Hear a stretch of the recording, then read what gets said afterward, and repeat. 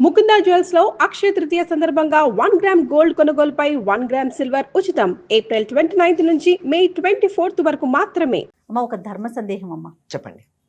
ఇప్పుడు మనం ఆ.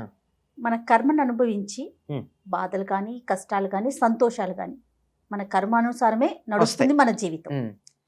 అలాంటప్పుడు హోమాలు చేయటం, పూజలు చేయటం, ప్రత్యేకమైన వ్రతాలు చేయటం, గుడికి వెళ్ళటం, భగవన్ నామ స్మరణ చేయటం, ఇవి ఏమి చేసినా ఈ కర్మ అనేది తప్పదు. అవును కదా. అప్పుడు చాలా మంది యువతకి ఇలాంటి ప్రశ్న తలెత్తుతుందమ్మా. ఎలా అయినా తప్పదు కదా, ఇవన్నీ చేయటం ఎందుకు ఎందుకు చేయాలి? కర్మను బట్టి మన ఫలితం అనేది ఆధారపడి ఉంటుంది. అలాంటప్పుడు మళ్ళీ మనం పూజలు, హోమాలు, వ్రతాలు ఇవన్నీ ఎందుకు చేయాలి? ఈ ప్రశ్నకి అసలు సమాధానం ఏం చెప్పాలమ్మా? ఇంగ్లీష్లో ఓ సామెత ఉంది, తెలుగులో చెప్తా దాన్ని. చెప్పండి. ఇంగ్లాండ్లో చాలా భయంకరమైనటువంటి వ్యాధిగా పరిగణించేది జలుబు, ఇన్ఫ్లుయెన్జా. అంతే కదా, చలి దేశం, ఒకసారి వస్తే పోదు అక్కడ. అవునవును. వాళ్ళు ఏమంటారంటే, ఒక సామెత ఏమిటంటే, జలుబు చేస్తే మందు వేసుకుంటే 1 వారం రోజుల్లో తగ్గుతుంది, మందు వేసుకోకపోతే 7 రోజులు ఉంటుంది. అంటే మాటలోనే వారం అనగానే తక్కువని భావన, తగ్గుతుంది అనగానే సంతోషం. 7 రోజులు అంటే చాలా పెద్దది, ఉంటుంది అంటే అమ్మో ఉంటుంది అని. ఇలాగే ఉంటాయమ్మా మాటల్లో. అంతేగాని ఇప్పుడు అయితే మందు వేసుకోవడం మానారా? మానలా. మందు వేసుకోవడం వల్ల జరిగింది ఏమిటి? కొంచెం ఉపశమనం ఉంటుంది కదా.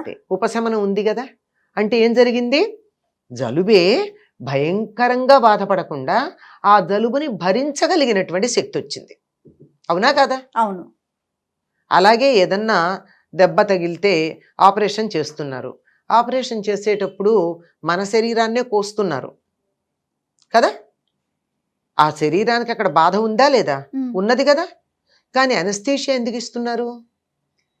ఆ బాధ మనకి ఎక్కువగా తెలియకుండా బాధ ఉంది, తెలియటల్లా. అంటే తెలిస్తే గిలగిల్లాడుతున్నాం, తెలియకపోతే అనుభవిస్తున్నాం. కానీ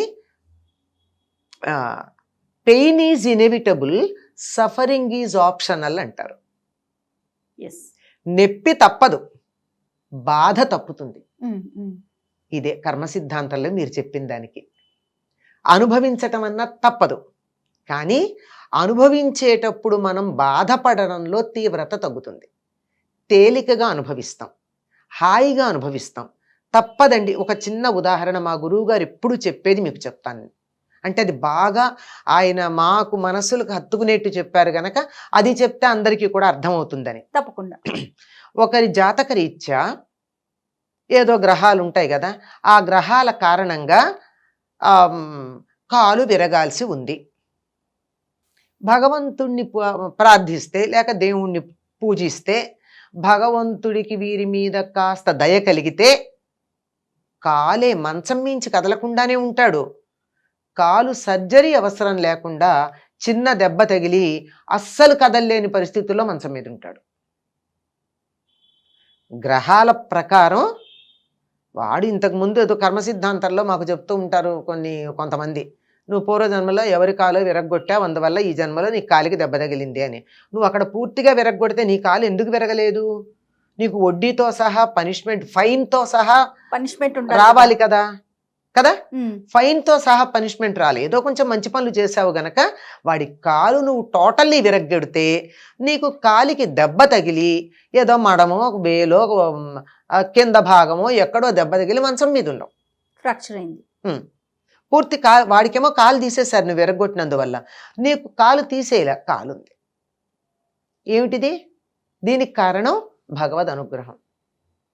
అంచేత మన కర్మని మనం అనుభవించక తప్పదు. కానీ అనుభవించేటటువంటి సమయంలో కాస్త తీవ్రత తగ్గే అవకాశం ఉంది. అంతేకాకుండా అసలు బాధని తట్టుకోగలిగినటువంటి స్థైర్యం వస్తుంది.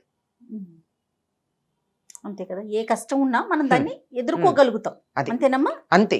ఎదుర్కోగలగడం, దాన్ని అనుభవించేస్తాం అంతే. అదేం పెద్ద సమస్య కాదు. ఇంకొక ఉదాహరణ కూడా చెప్పారు ఆయన. ఎట్లాగంటే మనకి తెలుసు అనుకో, కొంత ఆలోచన ఉందనుకో, ఆలోచన కనుక ఉన్నట్టయితే దాన్ని పరిహరించుకునే మార్గం ఏమిటంటే ఆ గ్రహాల కారణంగా, అంటే పూర్వజన్మలో చేసిన పనులు దానివల్లే కదా గ్రహాల ప్రభావం మన మీద ఉంటుంది. దానికి కారణంగా ఏదో అక్రమ సంబంధాలు, ఇట్లాంటి వాటిల్లో ఇన్వాల్వ్మెంట్స్ నీ జన్మలో నీ జాతకంలో ఉన్నాయి, తప్పవు. ఈ పీరియడ్లో తప్పనిసరిగా నువ్వు అలాంటి వాటి జోలికి వెళ్ళాల్సిన పరిస్థితి వస్తుంది. తెలుసు. తెలిస్తే ఏం చెయ్యాలి? లేదా తెలియలేదు, తెలియకపోయినా గురువు అనుగ్రహం ఉందనుకో, ఆ సమయంలో అటువంటి పుస్తకాలు చదవడం, రాయడం, ఎవరన్నా అలాంటి విషయాలు చెప్తే వాళ్ళని ఓదార్చడానికి మన సమయాన్ని వెచ్చించటం, ఇట్లాంటివి ఉంటాయి. జాతక రీత్యా నీ కర్మను అనుసరించి హాస్పిటల్లో ఉండాల్సింది ఉంది. నువ్వు మంచం మీద ఉండక్కర్లేదు కదా, హాస్పిటల్లో ఉండాల్సి ఉంటే ఎవరైనా రోగులకు సేవ చేయి, హాస్పిటల్ డ్యూటీ వేసుకో, వెళ్ళక్కడ ఎవరికన్నా ఒంట్లో బాగుండకపోతే నేను తోడుంటాను రాత్రిపూట అని చెప్పు. హాస్పిటల్లో ఉంటావు, అన్ని రకాల అందరూ పడుతున్న బాధలు చూస్తావు, నువ్వు ఎవరిని అటెండ్ అవుతున్నావో వాళ్ళ బాధలన్నీ వింటున్నావు, వాళ్ళు కేకలు పెట్టినప్పుడు అలా నువ్వు కూడా మనసులో అయ్యో అంటూ ఉన్నావు. నువ్వు భౌతికంగా బాధపడలేదు కానీ నువ్వు కర్మ మాత్రం అనుభవించావా లేదా? హాస్పిటల్లో ఉండటం అనేది రాసింది కాబట్టి ఖచ్చితంగా ఉన్నావు. ఖచ్చితంగా ఉన్నావు. ఎందుకున్నావు అన్నది వేరే మాట, ఎందుకున్నావు అన్నది వేరే మాట, కానీ నువ్వు ఉన్నావు కదా, నీ కర్మ పరిహారం అయిపోయింది. ఇది మామూలుగా మన కంటికి కనపడేటటువంటి విషయాలు. అదే ఒక దైవాన్ని పరిపూర్ణంగా గనక విశ్వసించినట్టయితే, పరిపూర్ణమైన విశ్వాసం, ఊరికే కబుర్లు ఎలా ఉంటుందో చూద్దాం, పరీక్ష చేద్దాం, అయ్యాక నమ్ముదాం, అయితే నమ్ముతాం, ఇలాంటివి ఉంటాయే, ఇట్లా మన అవసరం కోసం నమ్మినట్టుగా మనమే ఆత్మవంచం చేసుకుంటాం చాలా సందర్భాల్లో, నమ్మినట్టుగా ఉంటాను. అట్లా కాకుండా పరిపూర్ణంగా గనక విశ్వసించినట్టయితే ఎన్నో కర్మలని కళల రూపంలో మరొక పద్ధతిలో పరిహారం చేస్తారు. అందుకే మనకు ఒక పెద్దవాళ్ళు చెప్తారు, నువ్వు చచ్చిపోయినట్టు కల వచ్చిందనుకో నువ్వు సేఫ్ అంటారు కదా. అంటే నీకు అక్కడ ప్రాణగండం ఉంది, నువ్వు నమ్మిన దైవం నీకేం చేశాడు, కలలో మృత్యు బాధ కలిగించి తొలగించేశాడు. ఇంత వివరం చెప్పరు. నేను చచ్చిపోయినట్టు కల వచ్చిందండి, నాకు భయంగా, ఏం పర్వాలా, నువ్వు చచ్చిపోయినట్టు వచ్చిందా, నువ్వు సేఫ్ అని చెప్తారు. నీ ఆయుష్ ఇంకా పెరుగుతుంది అని చెప్తారు. అవును, ఇట్లాంటివి, ఇలాంటి రూపంలో మనకున్నటువంటి చెడు కర్మ పరిహారం అవుతుంది. మంచి కర్మకు కూడా అలాగే పోయేది ఉంది. అందుకే ఎవరన్నా బంగారం ఇస్తే చాలా మంది చేత్తో తీసుకోరు. నాకు ఇవాళ స్వర్ణయోగం ఉంటే ఒకసారి తీసేసుకున్నాగా పోయిందంటారు. అంటే నాకు బంగారం రావాల్సి ఉంది, మీరు నన్ను చూడండి అన్న బంగారం నా చేతికి ఇచ్చారు, పుచ్చుకున్నాను, బంగారం పుచ్చుకుని నాకు కర్మ సరిపోయింది కదా, మళ్ళీ మీ వస్తువు మీకు ఇచ్చేసా నాకు పోయింది. అందువల్ల ఏం చేస్తారు, అమ్మో బంగారం అలతో తీసుకోను, నాకున్న స్వర్ణయోగం కాస్త పోయింది అని చెప్పి మళ్ళీ అక్కడ పెట్టేస్తారు. అంచేత మంచైనా చెడైనా చేసిన వారికి చేసుకున్నంత, అంతే కదండి, అంతే. అనుభవించక తప్పదు. అనుభవం ఎట్లా అన్న దాంట్లో తేడా వస్తుంది కనుక ఈ దానాలు అవి చేయడం వల్ల ఆ తీవ్రత తగ్గుతుంది. అదే కాలు పోవాల్సింది వేలికి దెబ్బ తగులుతుంది. నువ్వు మంచం మీద ఉండకుండా హాస్పిటల్లో మంచం మీద ఉన్న వాళ్ళని చూస్తావు.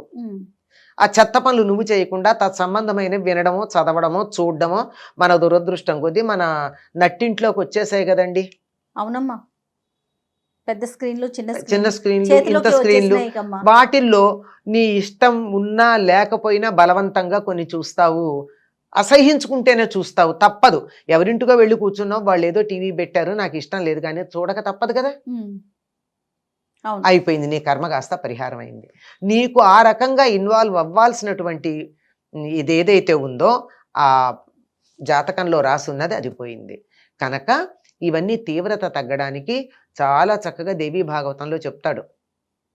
పరీక్షిత్తు నీకు 7 రోజుల్లో మరణం ఉంది అనంగానే అతనే వచ్చి చెప్తాడు కదా, మహర్షే వచ్చి చెప్తాడు, నా కొడుకు ఇలా చేశాడు, పొరపాటైంది అని చెప్తావు, నువ్వేం పరిహారం చేసుకుంటావు అని చెప్పి వెళ్ళిపోతాడు. అంటే నిజాయితీ అలా ఉండేది ఆ రోజుల్లో. నా కొడుకు శపించాడు, నీకు 7 రోజుల్లో మరణం వస్తుంది, పరిహారం ఏం చేసుకుంటావో చేసుకోమని. అప్పుడు అందరినీ పిలిపిస్తాడు. ఏదైనా దోషం గనక ఉన్నట్టయితే మంత్రం చేత, మణి చేత, ఔషధం చేత అది తొలగుతుంది గనక వీటిల్లో ఏదో ఒకటి ప్రయత్నం చేయండి అని అడుగుతాడు. మంత్రం వల్ల పరిహారం ఉంటుంది, మణి వల్ల పరిహారం ఉంటుంది, ఔషధం వల్ల పరిహారం ఉంటుంది. ఇవి చేయమని చెప్తాడు. కనుక వీటి వల్ల పరిహారాలు చేస్తే అసలు పోవు, కానీ ఆ తీవ్రత తగ్గుతుంది. అనుభవించే శక్తి వస్తుందేమో. అనుభవించే శక్తి ఒకటి వస్తుంది, తీవ్రత కూడా తగ్గుతుంది. ఇందాక చెప్పాను కదా, కాలు పోవాల్సింది, కాలికి విరిగేసి నీ మంచంలో ఉండాల్సింది చిన్న దెబ్బ తగిలి కింద కాలు పెడితే నొప్పిగా ఉంది కదలలేను అని అందులో మనకు బాగా మన గారాబం చేసేవాళ్ళు ఎవరో ఉండి మంచం మీద కూర్చోబెట్టి అన్నీ చేస్తారు. మంచం మీదే ఉన్నావు, కాలు పోలా, కాలికి సంబంధించిన నొప్పి అయితే వచ్చింది. ఇవన్నీ కొన్ని ఎనస్థీషియా లెవెల్లో పనిచేస్తాయి, కొన్ని పరిహారం లెవెల్లో పనిచేస్తాయి, కొన్ని కాంపెన్సేటరీగా పనిచేస్తాయి. కానీ ఎంత కాంపెన్సేషన్ అయినా లోటే కదమ్మా. ఖచ్చితంగా. అంచేత అనుభవించక తప్పదు, అనుభవించే పద్ధతుల్లో మార్పులు వచ్చి మనకి ధైర్యం వస్తుంది. పైగా ఇంకొకటి చాలా కొసమెరుపు ఏమిటంటే దాన్ని ఏమంటారు, ఐసింగ్ ఆన్ ది కేక్ అని. ఏమిటంటే కొద్ది దైవ ధ్యానం గనక చేసినట్టయితే ఇవన్నీ మన ఆధ్యాత్మిక మార్గం వైపు నడిపించి ఉత్తమ గతులు పొందడానికి సహకరిస్తాయి. కాబట్టి కర్మే అనుభవించాల్సిందే, కానీ ఆ తీవ్రత తగ్గుతుంది. ఆ ధైర్యం మనకు రావాలి అంటే ఖచ్చితంగా దైవారాధన చేయాలి. మళ్ళించే పద్ధతి కూడా ఉంది. చెప్పా కదా, మరణాలు లాంటివి కళల రూపంలో తీసేయడం అన్నది మనం గమనిస్తాం. అందుకని దైవారాధన మాత్రం మానకూడదు. అంతేగమ్మా? అంతేనమ్మా. నమస్తే.